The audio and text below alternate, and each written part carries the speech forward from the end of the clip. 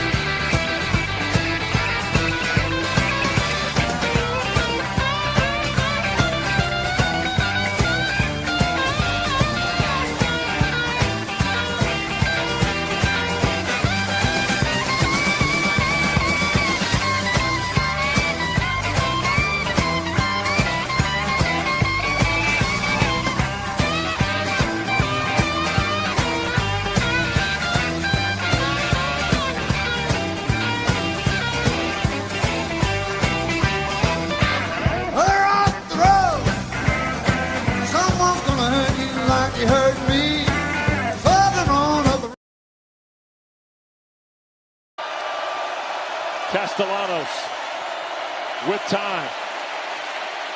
Throws, end zone, sliding catch, caught. Touchdown, LaWayne McCoy. And this is classic Tommy Castellanos. He bought enough time with the scramble to find him. All right, folks, welcome to our Noles report, football post-game report. We've been back after a couple weeks of our travels and all that stuff. So nothing has changed. It's still the same. Florida State lost to Clemson tonight, 24-10. Adam, what's your take on this before you bring our first guest? Well, our defense looked good. I don't know what happened with our offense. The offense, to me last week was the best game that we played overall since we beat Alabama. So I don't know what happened with our offense, but, we do have a special guest joining us here tonight. He's a really good friend of the show. He is he's a diehard Seminole fan, and most recently he celebrated a birthday this week. So let's bring in our good friend Pete the Greek, who's joining us here tonight. So how are you, fellas? Hey, Pete. Good. Thanks so much for joining us tonight. So absolutely. What was your take on this Florida State Clemson game on Bobby Bowden's birthday? That's right. It was just didn't seem like we were clicking on offense. Not sure if Tommy's 100% healthy. He forced a lot. I thought, it just didn't look like a real well prepared offensive unit when you have guys that are dropping the balls. That are consistently, catching those balls, not making the plays. You can expect that, right? I mean, I think, Adam, you and I spoke a little bit about this. I mean, I think realistically, if you're a Florida State fan, and Chris, you'll probably agree with this, is realistically, I think, ceiling for a lot of us would have been like, 7-5, 8-4. Coming into the season based on what we saw last year. But not sure if Coach Norvell is pressing or it just doesn't look comfortable out there. I don't know. How did you guys see that? Because I saw a little bit of disengagement from him, kind of glassy-eyed a little bit. Yeah. We Adam and I saw him in July in Charlotte, and he sounded like a Southern preacher man. He was up there in the podium, we're going to be holding people accountable and we're going to do everything as possible to make this Florida State, perfect and all that stuff. And I feel like we beat Clemson, we beat Alabama. I feel like we just spent more time on Alabama and not worrying about everything. And then we had that problem with the kid getting shot. And I totally understand that. That's a tragic organization. But I feel like something happened after that kid getting shot. I'm thinking, did Mike spend more time with the family and forgot to be prepped for the game? Because if that's the case, Mike Gus Malzahn should have stepped in and said, "Hey, Mike, I know you've been over to the hospital with Pritchard. Let me run the practices. You don't need to worry about it. We'll get things organized for you. Because you got a guy who used to be a head coach at Auburn and Central Florida, so he knows what he's doing. Yeah, absolutely. And this is my observation from my point of view here. And then everything's just going, and then we go to, we beat those 2 cupcakes. I call them practice games because they were playing, and it made us look like we're 3-0, and it's like this is like the glory days, like everybody's going to be we're going to blow people out like we used to do, and with Bobby was there, and I think, and then we go down to Charlottesville on a Friday night, and we lose in double overtime on a pass that was a catch in the end zone, just like tonight, another one just similar to that. It should have been a touchdown, and I feel like, okay, we lose to Virginia, and then you got to come home and play Miami, and that was supposed to be College game day, and you ruined College game day because you lost to Virginia. To me, I think it should have been there anyway, because I don't think Alabama should have been having it. right. Vanderbilt, come on, give me a break, and I feel like that, and then Miami just came in there and just skull raped us, like we never been, that first drive was great, we should have got a touchdown, we settled for 3, and then Carson Beck, picked us clean like a Thanksgiving turkey, just like he did in the Orange Bowl. And to me, it's like, okay. And then we have that turmoil in Stanford that I stayed up until 4 a.m, trying to watch it. Yeah, watch him, and and I like Mike, I really do. Yeah, I think he's a likable guy for sure, Chris. I mean, I think one of the things that you have to notice, though, and what you probably perceive. First of all, you're spot on your assessment. Mm-hmm. You win the Alabama game. You go past the 2 cupcakes. You're supposed to be getting better week by week as a team. That's what my coach has always told me, is every week we should show improvement, right? And going into the Virginia game, you felt pretty good. I mean, we all kind of Friday night game, we all kind of just, scratch our head. How are we going to do? And what concerns me, and it'll concern me till the end of the season, is if you see Mike Norvell's demeanor, it's not completely, like I want to say the team takes on the persona of the coach. Right. Have you ever heard that? Mm-hmm. And it almost feels like a little bit of letdown, giving up. Last week was a great performance, like Adam said, but we're inconsistent. And that to me is being prepared, right? Week to week, you have to be prepared. Yeah, I mean, what did we do this week? Because last week we looked like we were like back to 1995, blowing out Wake right, Forest. Like, okay, 42-7. And I'm like, let's do this, rolling. And then tonight, Clemson gets the ball, the opening kickoff, and just marched down the field, literally marched down the field. 13 plays, stuck it right up to our throats. right. We're down 8-0, and I don't think these guys know how to play well on the road. No, I just, I mean, I guess the proof will be in the pudding, right? We have a pretty big game, our next game, so we'll see how it goes. I mean, if we can somehow pull off a win, I mean, get close to being bowl eligible, I think 6-6 is would realistically, obviously, put us in a bowl game. But I'm not sure what the future is there. We're so used to, as a fan base, having pride in our team and in the way that we play, and it hasn't clicked for us in the last couple of years right now. I feel like, and Adam and I talk about this all the time, and Priscilla Proctor is going to join us, hopefully, and Andrew, Tony Baselli's son, is going to be joining us. I feel like it's still an Orange Bowl effect. I feel like ever since not getting into the college football playoff, because Adam and I were down there at the ACC championship game. I think we had you on the show that Saturday morning. We were all excited. Right. It was raining, but who cares? We saw the game, and Florida State won. Mike was so excited to be there. He was hot. You actually were talking to us before the game on the Yeah, sideline. he was. Yeah, Like, Yeah. hey, what's going on? What's new? I'm like, That's right. nothing much, Mike. How you doing? He goes, I'm doing great. He goes, I was like, well, good luck tonight. He goes, thanks, dude. I That's appreciate it. right. he You did. know? He did. And then all of a sudden, we don't go into the college football playoff because of we don't have Travis, Quote George unquote, Travis. right? True. Yeah. True. Yeah.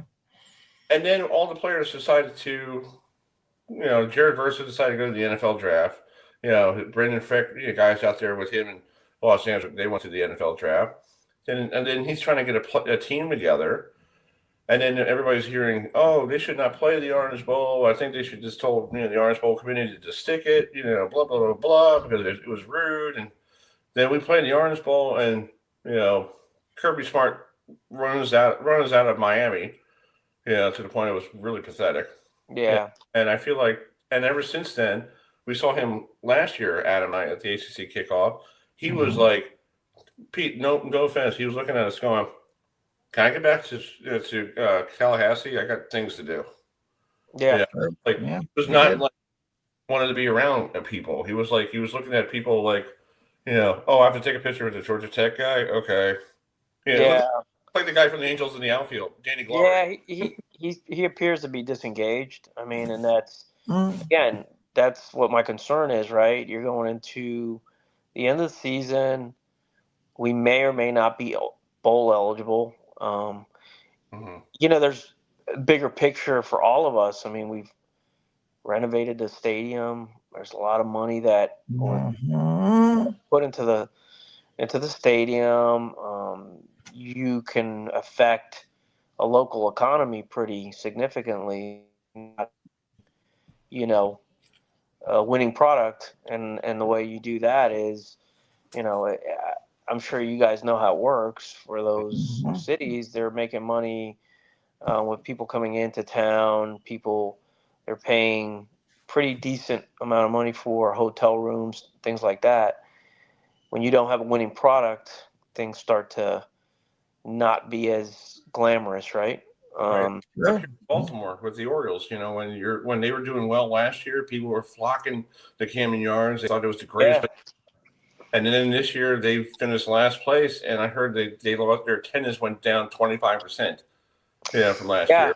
That's a big revenue hit, right? Right. I mean, operationally, if you're looking at a profit and loss, like I have to do on my real job daily, you have to deliver, right? You have to make sure that your team is doing well, and that's what I said was, your team takes your persona on your persona because, if you're competitive, I'm a competitive guy at work, right? I want my region to be number one. I put more pressure on myself than my bosses would ever put on me. So, that's how I manage, and I get the team to focus. Like, come on, guys, we got to do the right things. The basic blocking and tackling are important. So that, to me, is the biggest tell for me. I just didn't see it. I don't see the fire in them. I don't see it. And I could be wrong, but maybe I'm just being biased in what I'm saying. But I think that's what stands out to me the most, So. Well, I feel like I'm raised in New York, Pete, and up there, my dad had told me over the years, in New York, they'll love you or they'll hate you, no matter what you do. Yeah. And I don't know what goes on down in Tallahassee. I know Florida State's the major school. It's like here at, like Newark, Delaware. With Delaware. It's the community. It's the whole community. You're right. Like, I don't know if Mike could go to the grocery store and get something in aisle one without somebody asking what happened to the game last night. Right. But I just feel like when you have a product that keeps losing in the ACC, that we used to dominate when I was a kid growing up, we used to run through the ACC like it was no tomorrow. Oh, yeah. Yeah. We were like putting 50 points on Maryland and put 45 on NC State. We were like showing them like, we know who we are. And now we can't even win a damn conference game except for last week. And you guys know this fan base. Yeah, you have your outliers, right? Some of those folks that are just over the top. They want to, every little thing bothers them. But honestly, the fan base as a whole, I think we expect a higher degree or higher level of football. I think, just based on what you said, Chris, I mean, we think about it. I mean, Bowden era, I mean, during my college days, I think we had 3 or 4 losses in about a 5-year span. Yeah, You that's know, about right. Yeah, I remember them days, and it's like, and you grow accustomed to that yeah, excellence, and you grow accustomed to that, level of greatness Mhm. with Coach Bowden. It was a legacy, right? We oh, call it a yeah. legacy, don't we? Oh, yeah. Coach Bowden Yeah, was. I mean, it's I like, mean, this was before, the ACC, sure, it was like the overall, whoever had the best conference record won the ACC championship. And it was like, I mean, Florida State had, incredible athletes. You look at Charlie Ward and Peter Ward, and I mean, you had you had yeah. talent, offense, defense, special teams. You had I mean, we Bobby went we, Bowden. we went through some eras, right, guys? Like we went through Charlie, we had Casey Weldon, we had Peter Oh Tom yeah, Britton, we had yeah, Danny McManus before that. Then we go into Chris Winkie, Mhm. and you have a couple periods in between that. sure. Hey, guys waited their turn, and that's how Coach Bowden was. You wait your turn, and you get your chance. Right. Yeah, A good buddy of mine, Brad Johnson. I mean, he didn't Brad. even Oh yeah, play. yeah. Brad Johnson's from up here in North Carolina. It's called, yeah, Yeah, yeah, he didn't Black even. Mountain. That's right. That's Yeah, right. yeah.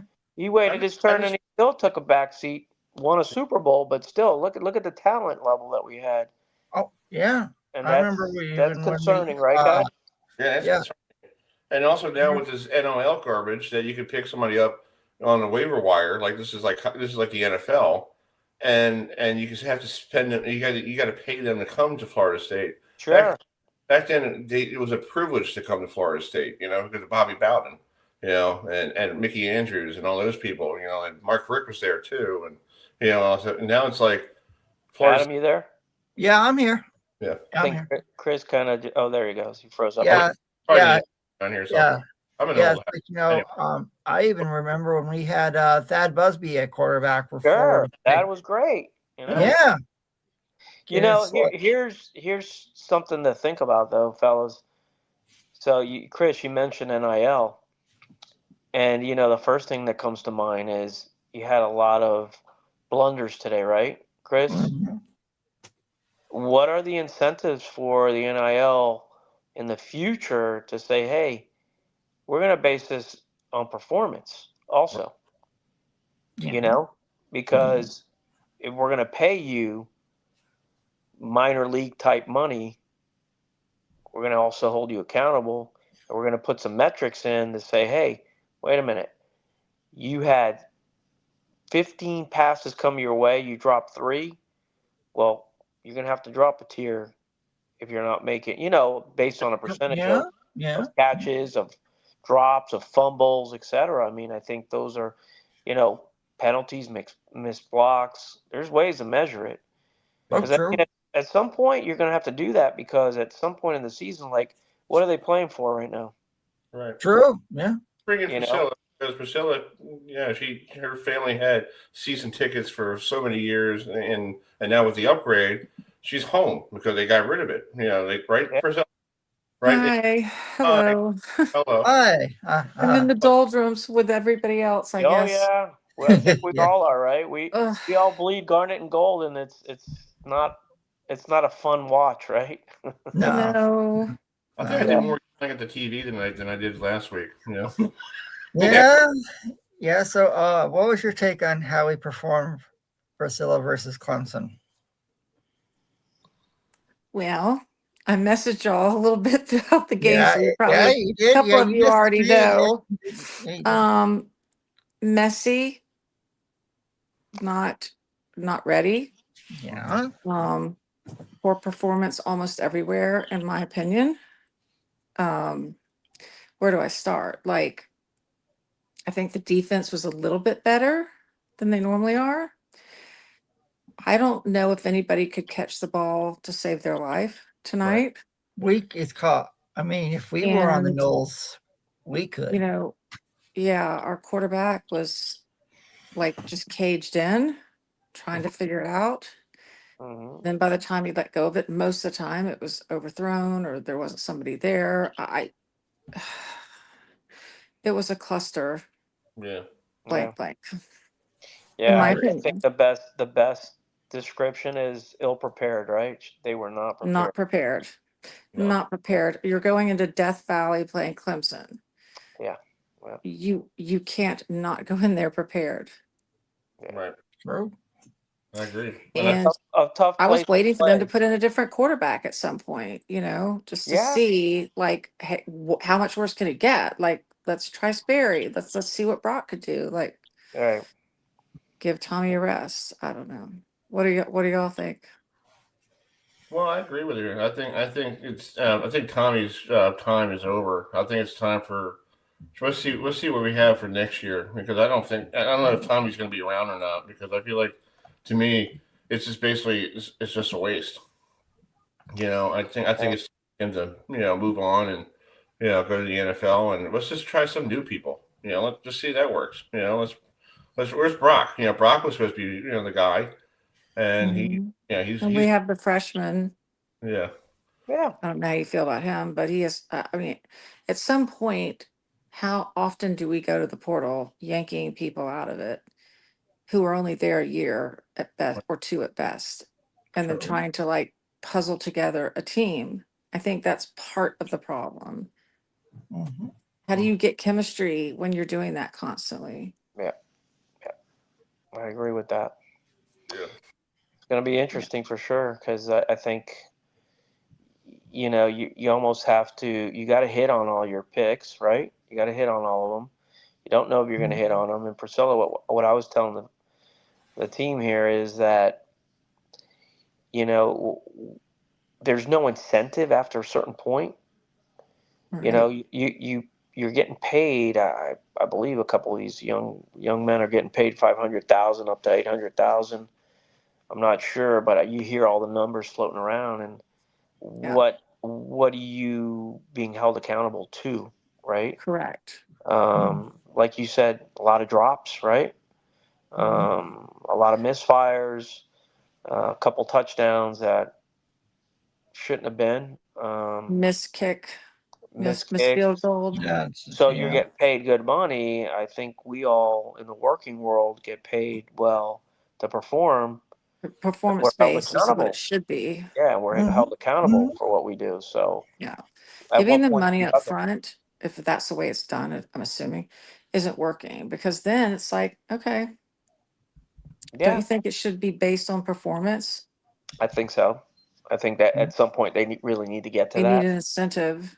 Mm-hmm. Something that you say, okay, hey, listen, here are your basic metrics, and here's how we're going to measure you, and you get X amount for touchdowns. I'm sure they do it in the NFL. Right. I mean, we're getting to that point, aren't we? Because we're Yeah. Yeah.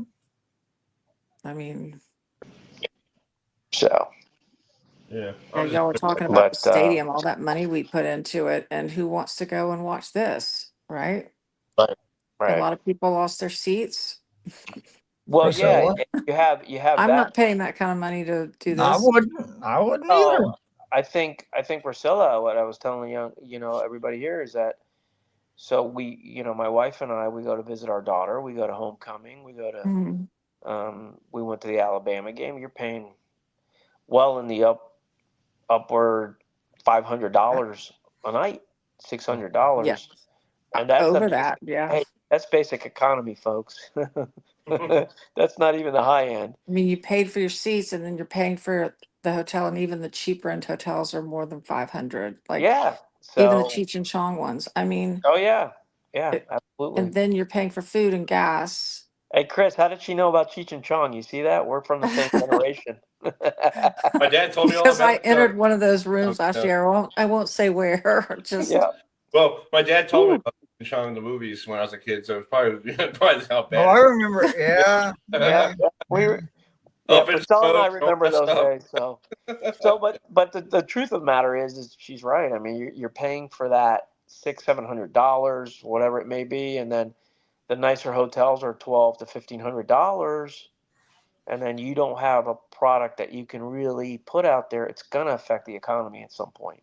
Right. It just Sure. is, and that's the reality. So, Well, here's the thing I just saw. I just did some stats here. We haven't won an ACC road game since 2023. wow, Wow. goodness. Yeah. I just was looking at a couple That's schedules. sobering. Yeah. It's sad that we haven't, in 2023, we were undefeated. And the last road game we won in the ACC was in Pittsburgh when we beat them 24-7. Yeah. Wow. Yeah, that was crazy. We were number 4 back then. Yeah.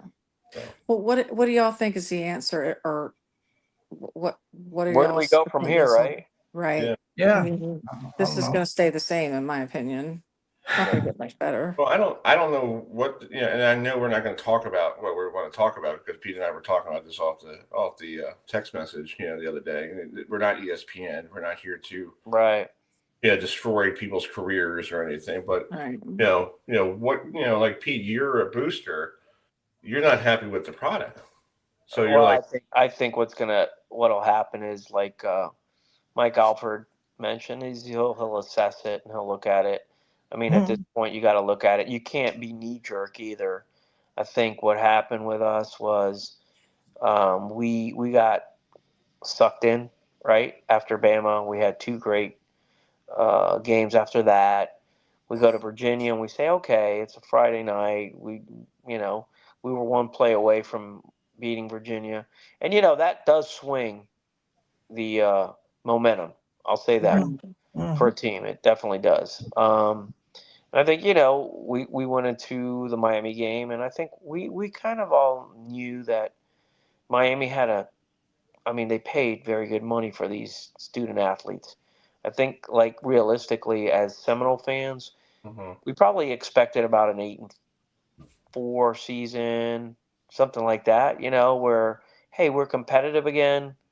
Coming from a 2-10 season, that probably would have been a easier pill to swallow. But it's going to be interesting. They're going to have to make some choices, Priscilla, at the end of the season, in my opinion, because you're not going to be able to sustain the business, the local businesses, the investment you made in the stadium. What Chris said is you're probably going to have people that are in key positions that may or may not want to contribute as much until they see a winning product. That could happen. It doesn't affect the way that I contribute, Chris, because I'm a booster, but I look at the overall program. I'm a Nole, I bleed garnet and gold, when you open me up. So that's just the way it is. And there's probably a lot of us like that, because I still want to look forward to baseball, to softball, all the other sports that I like to watch too, Right. Yeah, I'm just looking at Bobby Bowden's records over the years. I think he only had 1 losing season. I think it was like his first year he was here in 1976. And if you look at it, we had, Jimbo. Jimbo was a cutoff of Bobby. He knew what Florida State football is. Yes, he left us in the middle of the night like the Colts did here in Baltimore. He had to go to Indianapolis. Nobody knew, why he went to Texas A&M. And I understand. It's a money situation. He was looking for something else, and at the time we didn't have it. So now we have the facilities that he wants. Is it something we have to do? Is maybe Mike and I saw this with Willie Taggart. I don't think they understand what Florida State football is. Willie Taggart was from the area, and he was successful at Oregon, and he was successful at Western Kentucky. What happened when you couldn't? Why couldn't you bring it here? What was the problem? You're in a bigger school, bigger university. You have more money than Western Kentucky and Oregon combined, and you could still, and he couldn't produce. And now he's a Ravens running back coach. And my girlfriend goes, "Why is he a coach at Baltimore's running back?" I'm like, I didn't think he knew how to use a running back in the first place, because because he was terrible. It was like, why I guess he knows John, and John gave him a job. But to me, I feel like with Mike, he's a nice guy, a really good guy. Yeah, He understands the organization. He understands. I think he understands what Florida State football is. He's trying. He's coming from Memphis to Florida State, and Memphis is a whole different animal because in Tennessee you got Tennessee, and that's the major school. Nobody really pays attention to Memphis or any other school around there because Tennessee is the school. So you come to a university that's big name in that area. You got because I went down to Pensacola a year ago for fishing. So that whole area is basically Florida State territory. It's like, okay, why can't we bring people back to to Tallahassee to get people to realize this is a great program? And is he not talking the talk? It's like, hey guys, come on here, or what does he do? I'll throw this question back at everybody on here is how important do you all think it is to have a coach or somebody represent your program that has lived or been through the program? Link, we have Brooke, right? Mm-hmm. I mean, Lonnie's not a true Nole. I think she's a Sooner, but you could pretty much say she's a Nole. And then, how important is that to a program like somebody that wants to restore the legacy that breathes it? If you look down in Miami, I mean, Mario's a former Hurricane, and they're not doing too bad, And the guy outworks and out hustles everybody else. He's out there recruiting. He's out there, just like Link. Link's doing it 24/7. I mean, What are you thinking, Pete? I just think maybe at some point we probably have to look back and see if there's somebody qualified out there that really wants the job, that wants to restore the legacy, that just breathes it and bleeds it and does everything else. I mean, I'm not sure who comes to mind at the moment, but I'm sure there's some coaches out there that are trying to work their way back in. I see Chris Winkie at Georgia Tech, Yeah, or even somebody who can recruit well. Sure. Who's a Nole, Oh, sure. Yeah, I mean, that would do a world of good. Sure. I mean, it's like we lost. Priscilla knows this, and I'm assuming you, Chris and Pete, this. We lost a recruit, from Florida State. Now he's going to Ohio State, and it's like he was one of the best, cornerbacks in the country, and it's legacy. It's like you can't lose that, and it's like, you got to keep these kids, wanting to come to Tallahassee, Sure. But it's like if you lose, Adam, if you're losing like games on ESPN and to Clemson, and it's like they could change their minds real quick. Sure. They blew out Purdue 35-3. I would like to go to Ohio State because we win ball games. And some of these kids take the I want to win ball games to go to Clemson, and Columbus. That's why you're seeing what's happening in Penn State. They're struggling because they're not getting the people to come to State College, and then they got rid of Franklin because Franklin could have won the big game. So they're going through turmoil. They're going through transitions like we're doing, trying to figure out what Penn State, because Penn State was just there last year playing Notre Dame. What happened? It's weird. True. It's like, like we've talked about this, Chris and I, why are you giving all these head coaches, extensions? It's like, to me, it's like, I wouldn't give a coach an extension. It's like, you're seeing all these coaches, go here and there and here and there. And it's like, they're not filling their contracts. And it's like, Rhett Lashley is going to stay at SMU. He loves the program down there in Dallas, and the people love him. Yeah. To me, Marcus Freeman is not going anywhere at Notre Dame. The athletes love him. The fans love him. You look at what Matt Rule is doing in Nebraska. It's called, they just gave him an extension. Yeah. It's like, why are you giving all these head coaches extensions knowing that 1 year you have a bad year and you're goodbye gone? You're hitting the highway. So it's like, Well, it makes me think crazy. again about the performance-based kind of thing. Yeah, But why do we have to buy out like $50 million when you don't get the performance you were hoping true. for? Yeah, Sure. Yeah, it So, applies to so coaches you too. would hope that that extension would be year by year based on performance. Mhm. You get a good performance or a decent to good, then you get your pay this year and so forth. Instead of us having to dig ourselves out of a hole Oh yeah. with all Yeah. that money, and it should be the same way for the players and then the same way for the coaches. That's Sure. just my opinion. Sure. I like Yeah, it. I agree. I agree. Otherwise, we're just playing merry-go-round with coaches and players all over the place, and who has Yeah. the most money and who has the most to spend and who wants to be out of. Yeah. We Yeah. lost the game of college football True. with all of Yeah. this. Yeah. It's so disheartening when you think about the late 80s and early 90s, how great, Well, that how was, much I fun love FSU college. was to watch. Yeah. I mean, I'll go online to YouTube and I'll go watch, some It was a wrestling cradle to game. grave, right? Cradle to grave, because you had the players sticking around, even if they weren't playing. Yeah. They're Yeah. waiting their turn. Yeah. And now it's like, they're not getting a chance to play. Well, I'll go here and I'll go there. And it's like, Sure. I mean, it's like, I don't think we'll see I don't that get it. loyalty anymore I that don't we get used to see. It's just Yeah. not there anymore. It's like, and I And want you guys. I'll say this too: the NCAA, it was a big miss on their part because they could have fixed this right up front. True. You know, It's like, I want you guys, And here's the other thing, Pete. I was talking to Adam about this in the summertime. All these little schools with this NIL money and all this stuff, they can't compete. It's like I'm here in Maryland. We have Towson University, who Coach Schumacher is a good friend of ours. He's on the show each week. Yes. He's trying to he's from Western Florida. He's from down in the Florida area. He was down there in Western Florida, and he recruited. He won national titles down there. But he's coming up here, and you're fighting for College Park. You're fighting for Morgan State. You're fighting for Pitt.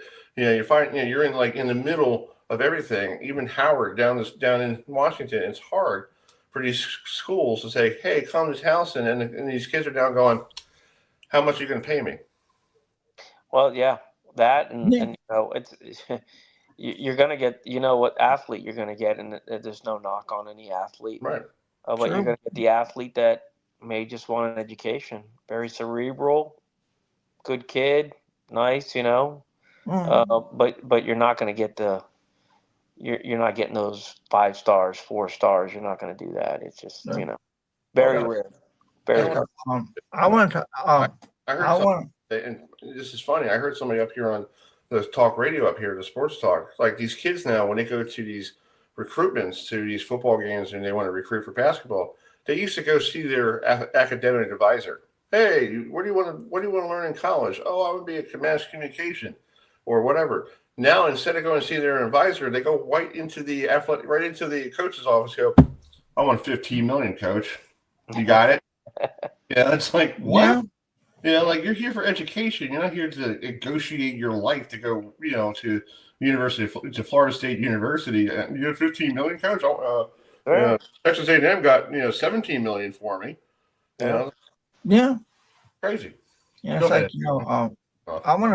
I want to talk about the college football playoff and the ACC in general, because the first rankings were released and you had no ACC teams in the top 12, and to me that's a jip on our conference. I mean, you look at teams like Virginia, Georgia Tech, Louisville, Pitt, SMU, Miami, and it's like I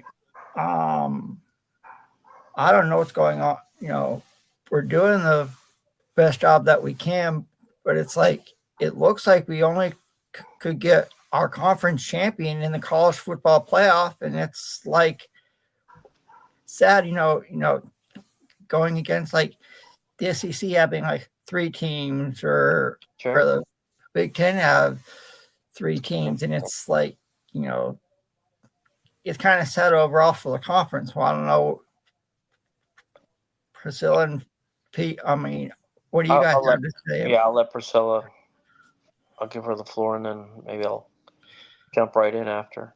So what are you asking again, It's Adam? called the college football playoff in the ACC. Yeah. What's your overall take on it?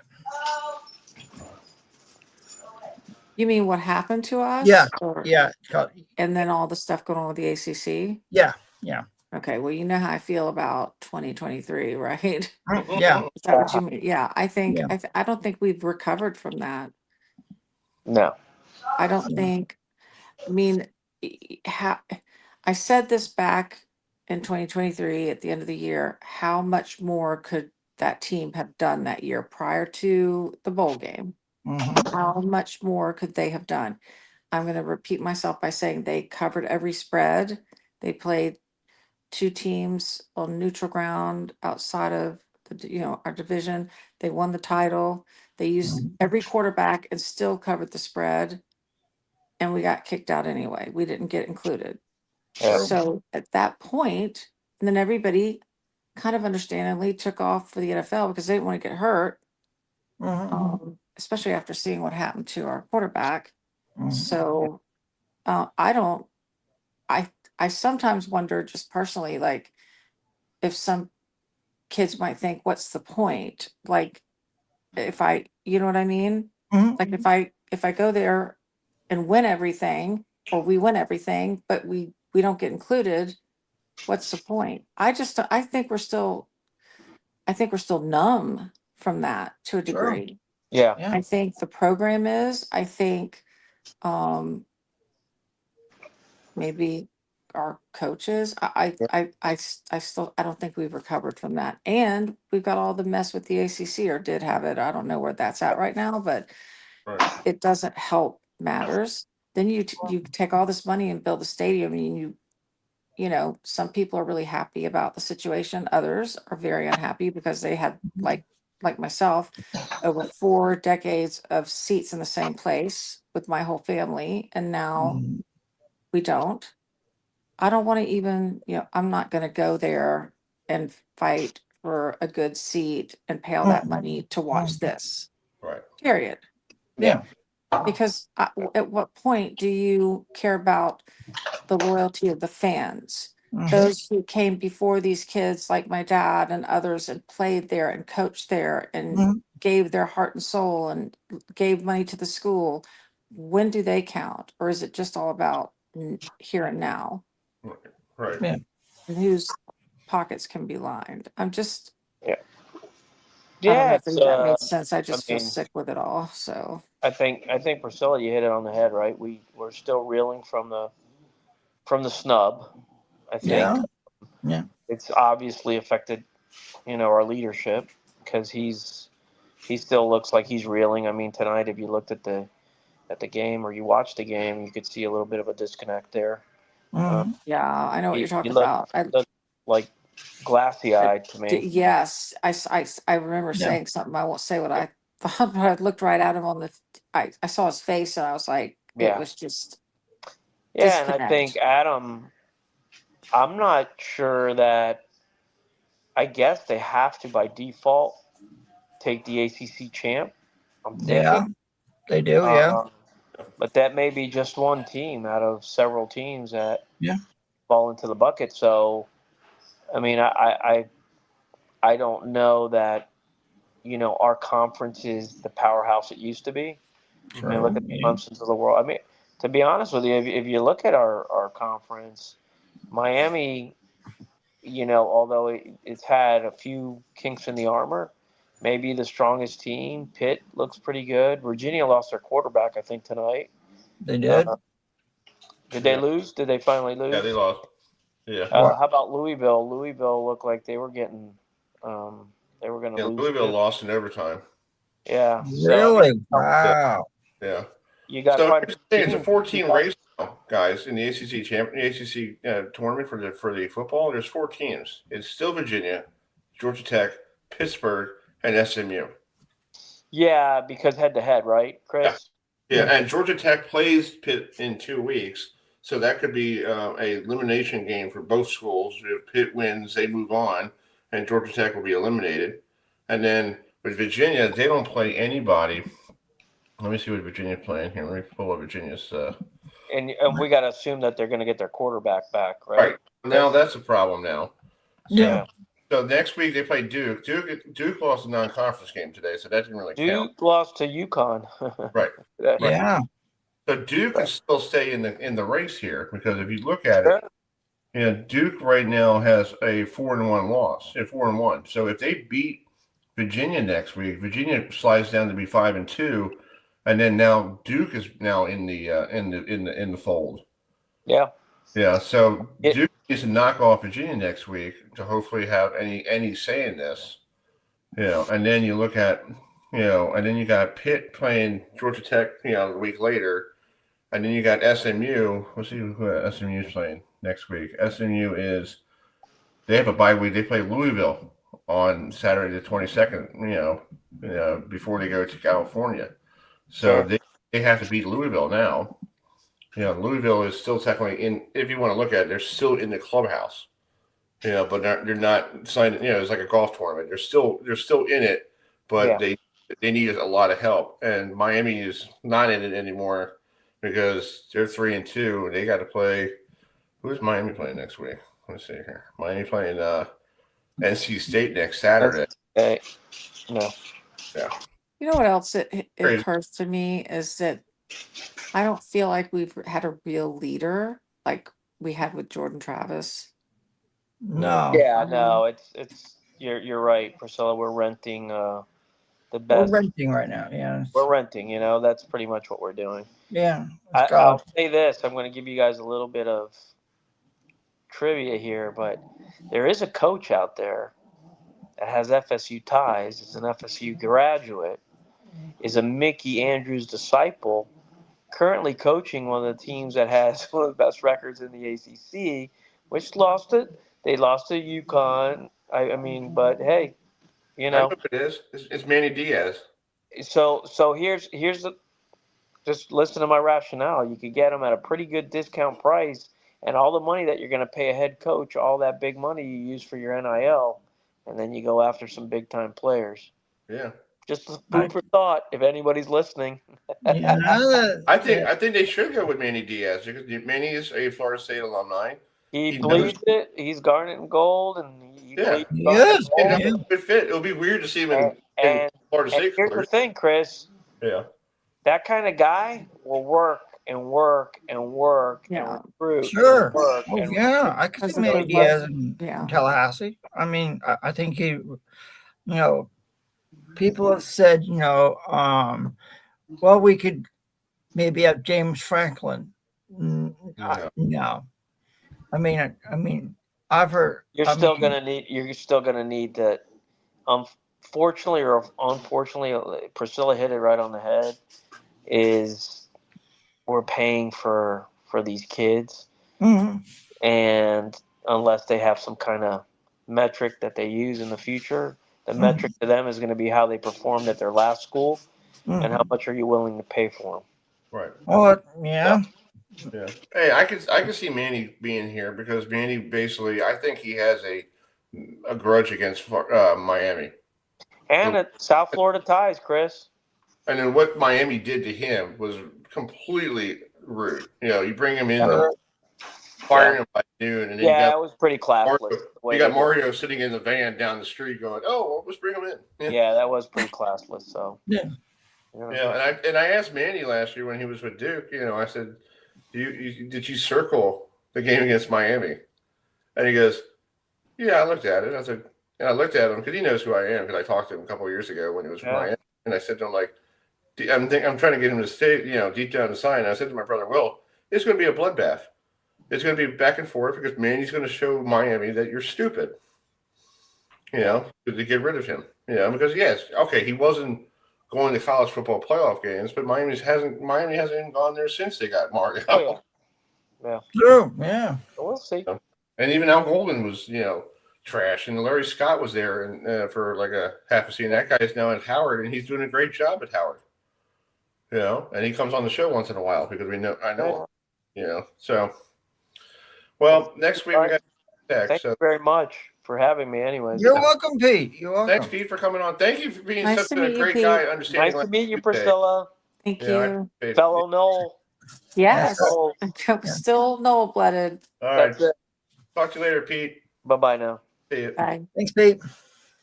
All right, Priscilla, we're gonna wrap it up here. So Okay. Oh, another night, another disappointment. I know. Yeah. we do the show. These shows are more disappointing. We've got to stop meeting like this This is the reason why I didn't want under to do these one last week. circumstances. Oh Yeah. my gosh. I know. So, Honestly, I want to have a happy meetup. I do too. me too. We'll be on next Tuesday night at 8:00 here. We didn't do the show last Tuesday due to my travels of all over the place. Yeah, I was all over. Oh, yeah. It's called. Chris can tell you about his crazy day, Priscilla.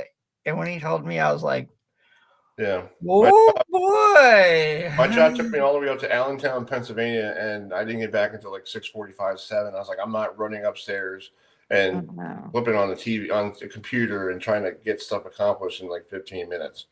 Yeah, so and Pete was such a great guy to come on tonight, and I appreciate That that. was nice of him. Yeah. I appreciate it. But yeah, we're going to be on it next Tuesday night. This coming Tuesday at 8:00. We'll have we'll talk Ravens. We'll talk. Hopefully, we'll get someone for Virginia Tech on to talk Florida State versus Virginia Tech on Saturday night, 7:30 again on the ACC network, and probably West Durham. Glad it's a nighttime game, though. I like the I don't nighttime know. game. And it's in South. And West Durham with the call, and our friend Kendrick on Facebook, he was wondering who's West Durham. I'm like, that's the guy who does the Falcon games. Yes. And he's a little homer towards Dabo Sweeney a little bit, because he likes Dabo, but his dad was a great broadcaster for the Tar Heels. Well, He was, yeah. yeah. So that's where he gets his money from, his dad. But he's a nice guy. Don't get me wrong. He's a cool dude. We talked to him. Yes, I love. Yes. Yeah, we have good things to say about West. So We do. Yeah. all right, Priscilla, have a great Sunday. All right, y'all. Have a good Sunday. Thank Hang you, in thank you. there. All right, guys. We'll see you all on Tuesday night at 8. See ya. Take care. Bye.